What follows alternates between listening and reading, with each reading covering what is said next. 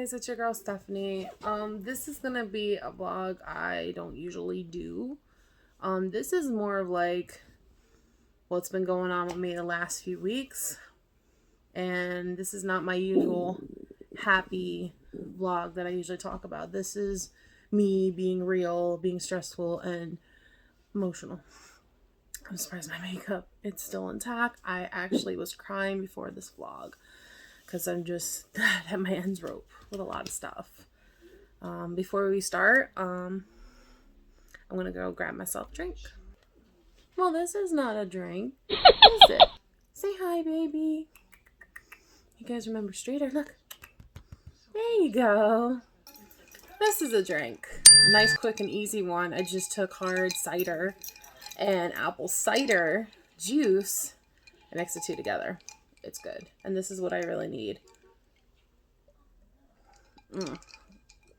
Satisfactory. So, where to begin with all this is I haven't been myself for the last few weeks at work. And I think I want to say it started the fact that, like, I'm at a new store. And I thought everything was starting off great. Like, I get along with everybody. I thought my bosses were actually cool. Like, they even planned hangouts and stuff for after work. Like, just drinks and food and bullshit talking. Well, a few weeks back, I got invited out. And, yeah, it did not go as planned. Because I've noticed that I was left behind. And that's not cool with me. People don't leave people alone at a bar, and people do not leave people without explaining to them or asking them if they're going to be okay. You know, so now I have a trust issue with my coworkers, let alone hang out with them. And then there's a couple times before then, where they bad talked another coworker who actually was who is a friend of mine, I should say. And that just shows that their true colors are that they're fake and phony. I don't go for things like that. So with all that, it's a done deal. Once you break my trust, I really don't give it back. I can talk to you at work, I see you at work, cool, but it's like, other than that, I don't want to do nothing. I don't want to be anywhere near associated with you. And then it's just like, I'm tired with, you know how at work, like, you're the hard worker, you have a strong work ethic, and you feel like you're not appreciated. And that's basically how I've been feeling, is like, I come in, as soon as I start my shift, I clock in, I get to work, like, right fucking away. Like, I have a task list. I make sure I do a checklist to see how the store's looking, how in shape it was from first shift, because I usually work a lot of second shifts. And it's just like, once I have it all out there, I used to have a lot of people to delegate with. Now I feel like I barely have anyone to delegate with. So it puts me in a position where I have to now neglect my task and be on register all day. And then if I'm on register all day, it's more like, well, what am I doing on register? Well, if we had more coworkers, because we started with this company with over 100, and now we have only down to like maybe a little over 80 people, but I see the same 20, 30 people all the time. So it's just really freaking crazy, you know? So I don't understand it at all. So that's like, you know, just a thing where it's like, I now can't take care of the task at hand, let alone delegate. It's not a matter of people if they can work or not, but it's like you get the same people that stand around and talk. People can talk at work. People can hang out at work and stuff like that. But when I'm telling you to do a task, do the job. I'm not going to be doing everything here. That's not my job to do everything. I have my stuff I have to take care of. And then there are the customers and so on for there. But it's like, I get pulled in all these different directions. And it's like, I should be the least concerned person that you should be concerning yourself with, when you should be focusing on people that just stand around and talk and register all day and do anything. The buddy system thing. I unfortunately don't care about the buddy system, because the only time you really should have a buddy is when you're doing the outsides and it's dark at night and you don't want to be alone. Other than that, everyone knows how to do everything on that checklist. So why is everyone still pairing up? So we made it a rule that no one should do the buddy thing. Now all of a sudden everyone's allowed a buddy again. So I feel like also the other thing I have a problem with work is that rules are not set to standards, or they're not set in stone, and they're always constantly changing. Like, if you're going to change the rules, at least notify the other leaders about it, so that way when I delegate, I don't feel like a jackass and not feel valid. So, because I feel like a lot of times also that there are more, as they especially say, there are more chiefs than Indians, or there's too many Indians and not enough chiefs, and it ends up being a conflict all the fucking time. So I don't understand it at all. Sorry. We're actually watching Beetlejuice. Perfect for the fall. And literally I can watch this movie all year round because I love it. Actually, not to be off subject here, somewhere on this arm, I'm probably going to get the tattoo of Beetlejuice right here, like the snake-looking sandworm thing. I probably want him here, or I want like a quote from the movie, or just something. Anyway, so it's just beating the hell out of me, and it's hard for me to keep a happy, positive, smiling face when I can't feel like that. I can't, you know? So, unfortunately, because I'm a person that shows the emotion on the outside a lot, it's obvious when I'm upset or when I'm angry at somebody. So not only does it rub off on customers, it also rubs off on the coworkers, and then it makes people go left and right. Oh, how are you really feeling and how are you feeling? Well, are you saying that work-wise or are you asking me as a sincere person? So it's hard for me to take that in consideration a lot when people ask me that. Outside of work problems, like I've said in a past post before, is that I don't have a car. My car is a sitting duck until I can afford the part I need, and let alone the labor. I've come close on 2 occasions, but then the deal fell through, so now I'm still sitting. At this rate, I might have to use my bonus toward my vehicle. And it sucks because I had other plans for my bonus that I get.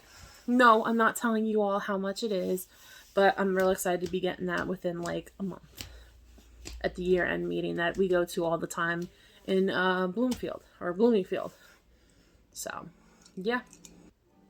I basically feel like that just the store needs work when it comes to like having enough people and these leaders actually taking accountability and understanding like a GSL can only do so much. He or she can't do it all by him or herself.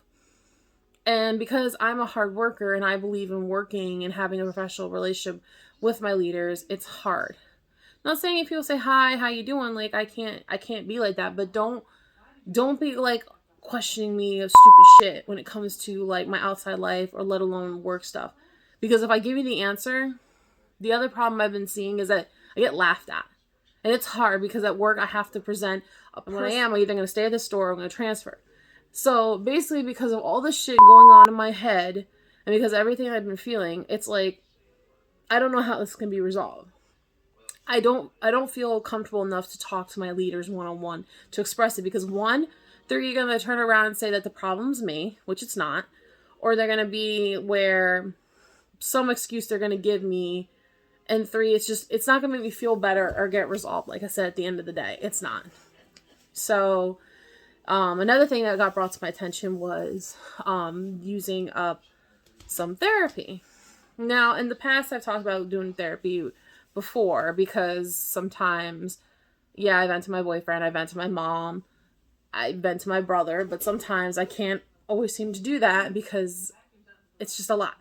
And it's like beating a dead horse when it comes to telling them things that are on my mind. But there's more in depth that goes on through my mind as it is. Like, you know, people ask me, do I struggle with bipolar? No, I'm definitely not bipolar. Have I been depressed? Yes, but I don't know if I want to call this depression. I've been calling it work depression, but I don't know how accurate that is because I'm not sleeping all the best, or I want to sleep all the time. You know, I have an appetite, but then I don't have an appetite, you know, so it's like I can't really pinpoint if it's really a thing to say. But that's how I could be telling people is that I'm fine, I'm okay, but it's like it's all over my face. So I just don't know how to like reconcile the situation here. But this has been going on for a few weeks and I feel broken. I feel like kind of torn and I feel really sad because it's just like I like this company. I want to continue liking this company. I want to continue working with them. I want to still be with them in another year. And I want to get my raises and I want to excel. But at the same time, it's like, I just don't know if it's the people at this store or it's the store itself. I can't seem to pinpoint the reason of why all of a sudden I feel like I'm about to go through what I went through at my home store. But more in my home store, it was more chaotic because things were not in right order to begin with when I first got there. And also the fact that I had a leader over there that was retiring or going on sabbatical, as they call it. I had another leader there that made it very, very well known, even to this day, that they strongly dislike me. So I don't know how to feel anymore. And it's just really upsetting that it just seems that where realistically, even just not with Quick Trip, but past companies, I feel like a lot of lacking is the fact that you get the newer generation that comes in. They want to work to get money, but they want to not do any work to the very bare fucking minimum. So that's basically what it is. So it's like, I don't want to say any names, but there are coworkers that will come in, they'll punch in. First thing one of them say to me, can I go home early? Well, we'll just see how the night goes, I say. And then it's like, what do? They'll stay on the register all day. I have to literally pull them by their nails and their toes to make them move and do the job. So-and-so, can you clean and mop the floors? Can you clean and check and clean the bathrooms? Can you clean this? Can you do that? It's like I have to beg them to move. And it's this younger generation versus people that are my age or older. Sure, no problem. Okay, absolutely. Okay, I'm done with this task. What would you like me to do next, Stephanie? And it's like, I don't get that a lot from people. I also notice that there are a lot of people that will try to brown nose me, but that's only because they want to leave early. And because I've been so fed up in the last few weeks, I've also made a really difficult decision to not send people home early anymore. So now I know if I work with another GSL, I'm going to be like, go talk to them. I'm not going to be that nice manager anymore. I kind of can't be because it's been beating the hell out of me. And I feel like I've been taken advantage for my kindness. The only, because in the beginning I was always smiling and happy. And then here I got to where, and my TikTok and every Twitter needs to stop. Hold on. So it's just all that is just changing up my personality at work. I don't come in smiling and happy. I come in like feeling the crap already bursting on me. I already have a notion in my head that I'm going to be doing everything or I'm going to be stuck on register. And it's hard. It's really hard because it just makes me not want to do my job because I can't even do my job. Then I feel like I'm talked to a certain way and it just doesn't make me feel good or welcomed. And it kind of makes me really uncomfortable. So I'm hoping, in a way, I kind of hope my managers pull me aside to talk to me about this because I would gladly tell them, unless they're watching this vlog, now you know. My other thing is I also would take this opportunity to vent this also to a therapist. But I also need a therapist for other reasons in my life. But I mostly wanted to just rant and rave about the fact that my job is literally affecting my personality. It's affecting my sleep. It's affecting my eating. This job also makes people become alcoholics. And I know because I've talked to 2 anonymous people and they've told me that this is what retail does. This is what the workforce does. And that's another thing. People are like, well, why don't you just change out of retail into something else? Easily said than done. I have a great resume. I just, because of the state that we live in, is not the best when it comes to jobs. I've noticed I had the worst luck with jobs since the day I moved out here back in 2017.